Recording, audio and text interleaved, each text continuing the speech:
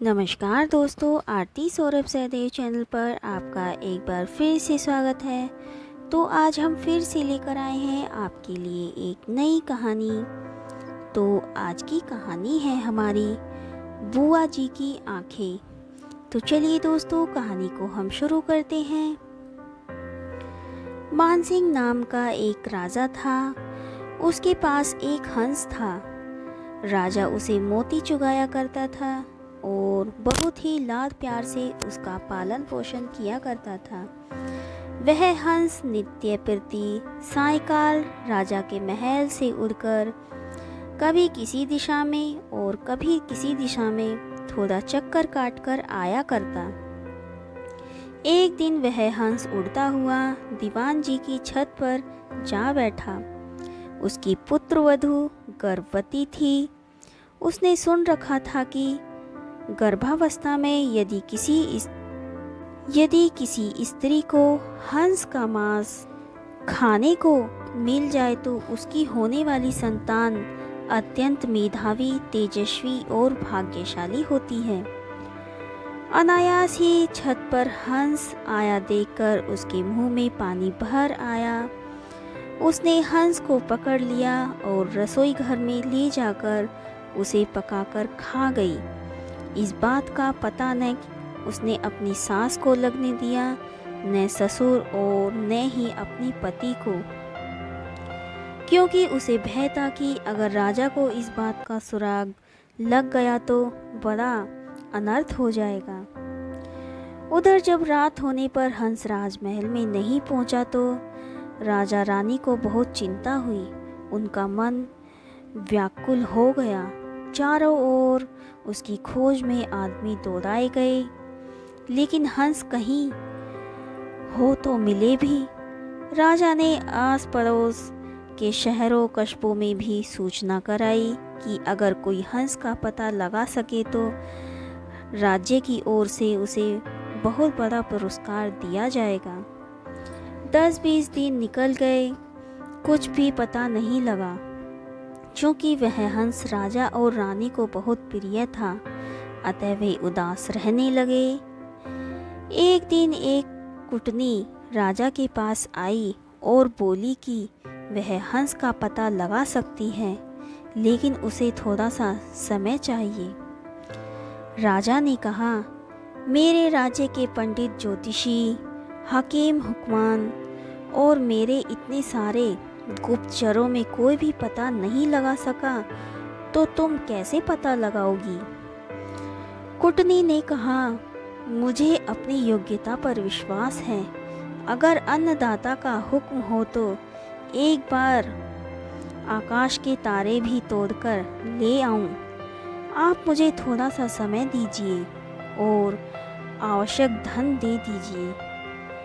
उसे वापस ला सकूं या नहीं, लेकिन मैं आपको विश्वास दिलाती हूँ कि उसका अता पता अवश्य लगा लूँगी। राजा ने स्वीकार कर लिया और कुटनी अपने उद्देश्य की सिद्धि के लिए चल पड़ी। सबसे पहले कुटनी ने यह पता लगाया कि शहर के धनिक घरों में कौन कौन स्त्री गर्भवती है। उसे पता था कि गर्भावस्था में किसी स्त्री को यदि हंस का मांस मिल जाए तो वह बिना खाए नहीं रहेगी। साथ ही यह भी जानती थी कि साधारण घर की कोई स्त्री राजा का हंस पकड़ने का साहस नहीं कर सकती। खोजते खोजते उसे पता लगा कि दीवान की पुत्रवधू गर्भवती है। अतः उसके मन में संदेह हो गया कि हो सकता है राजा का हंस उड़ते उड़ते किसी दिन इनके घर की छत पर आ गया हो और गर्भावस्था में होने के कारण लोभवश यह स्त्री उसे खा गई हो। कुटनी ने सोचा, किसी भी स्त्री के साथ निकटस्थ मैत्री करने के लिए उसके पीहर के हालचाल जानना आवश्यक है। इसलिए कुटनी उसके पीहर के गांव में पहुंची। वहां जाकर उसने पीहर वाले सारे लोगों के नाम धाम तथा उनके घर में बीती हुई खास पुरानी घटनाओं की जानकारी ली। उसे पता लगा कि दीवान जी की पुत्रवधू की बुआ छोटी उम्र में ही किसी साधु के साथ चली गई थी और आज तक लौटकर नहीं आई। उसने सोचा, अब दीवान जी के घर जाकर उनकी पुत्रवधू की बुआ बनकर भेद लेने का अच्छा अस्त्र अपने हाथ आ गया है। वह दीवान जी के घर गई, उनकी पुत्रवधू के साथ बहुत स्नेह से बात करने लगी और बोली, बेटी मैं तेरी बुआ हूँ, हम दोनों आज पहली बार मिले हैं। तुम जानती हो कि मैं तो बहुत पहले घर छोड़कर एक साधु के साथ चली गई थी। हाल ही में घर लौटकर आई और भाई से मिली तो उसने बताया कि तुम यहाँ ब्याही गई हो और तुम्हारे ससुर राज्य के दीवान हैं। यह जानकर मन में तुमसे मिलने की बहुत उत्कंठा उठी तो यहाँ चली आई। तुम्हें देखकर मेरे मन में बहुत ही हर्ष हुआ। भगवान तुम्हें सुखी रखे और तुम्हारी कोख से एक कांतिवान तेजस्वी पुत्र पैदा हो। मैं परसों वापस जा रही हूँ और तुम्हारे लड़का होने के बाद भाई भाभी को साथ लेकर बच्चों को देखने और उनका लाड़ चाव करने यहाँ आऊँगी। दीवान की पुत्रवधू ने अपने भोलेपन के कारण उसकी बातों का विश्वास कर लिया और बोली, बुआ जी आप आई हो तो 10-20 दिन तो यहाँ रहिए, जाने की इतनी जल्दी ही क्या पड़ी है। बुआ बनी हुई कुटनी को और क्या चाहिए था, उसने वहाँ रहना स्वीकार कर लिया। थोड़े ही दिनों में बुआ भतीजी खूब हिल मिल गई। एक दिन बातों ही बातों में बुआ जी ने कहा, बेटे गर्भावस्था में किसी स्त्री को अगर हंस का मांस खाने को मिल जाए तो बहुत अच्छा परिणाम निकलता है। उसके प्रभाव से होने वाली संतान बहुत ही तेजस्वी और कांतिवान होती है। किंतु हंस तो मानसरोवर छोड़कर और कहीं होते ही नहीं हैं, इसलिए यह काम पार पड़े कैसे हो सकता है। यह सुनकर उसने अपने हंस को खाने की बात बुआ जी को सहज भाव से बता दी। सुनकर बुआ ने कहा, बेटी यह अचरज की बात है कि तुम्हारे यहाँ राजा के पास हंस था। तुमने जो कुछ किया अच्छा किया, किंतु तुम्हें किसी के सामने इस घटना का जिक्र नहीं करना चाहिए। मेरे सामने भी नहीं करना था, लेकिन खैर मुझसे कहीं हुई बात तो कहीं जाने वाली नहीं है, इसलिए जिक्र कर दिया तो कोई बात भी नहीं है। कुछ दिन और बीत गए, तब कुटनी ने कहा, बेटी अगर भगवान के सामने तुम हंस खाने की बात स्वीकार कर लो तो हंस की हत्या का पाप तो सिर से उतर ही जाएगा, सुपरिणाम भी द्विगुणित होगा।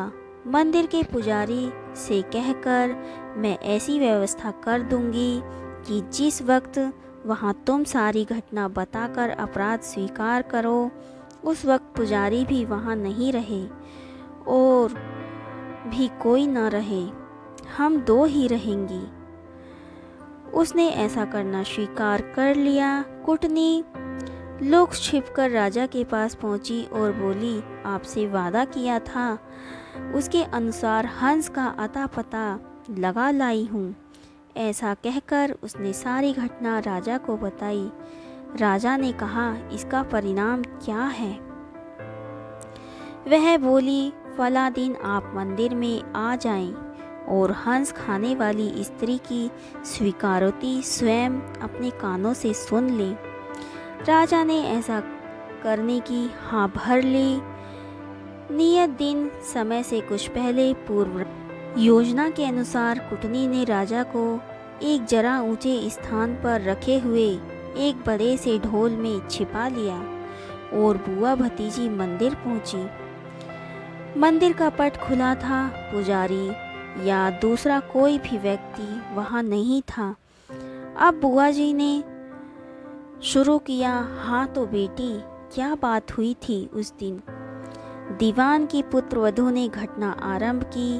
वह थोड़ी सी घटना ही कह पाई थी कि कुटनी ने सोचा, राजा ध्यानपूर्वक सुन तो रहा है न, इसलिए वह ढोल की तरफ इशारा करके बोली, ढोल रे ढोल, सुन रे बहू का बोल। उसका इतना कहना ही भतीजी का माथा ठनका। उसे वहम हो गया कि हो सकता है दाल में कुछ काला है। मालूम होता है मैं तो ठगी गई हूँ। चुप हो गई। बुआ बोली, हाँ तो बेटी, आगे क्या हुआ? इस पर भतीजी बोली, इसके बाद तो बुआ जी मेरी आंखें खुल गई, सपना टूट गया। ज्यों ही भतीजी की आंख खुली त्यों ही बुआ जी की आंखें भी खुली की खुली रह गई। उसके पांव तो भतीजी से भी भारी हो गए और उसके लिए उठकर खड़ा होना भी मुश्किल हो गया। तो दोस्तों, आज की कहानी आपको हमारी कैसी लगी हमें कमेंट करके ज़रूर बताएं। अगर आपको हमारी कहानी पसंद आई हो तो उसे ज़्यादा से ज़्यादा लाइक और शेयर करें और हमारे चैनल को सब्सक्राइब करना ना भूलें। धन्यवाद।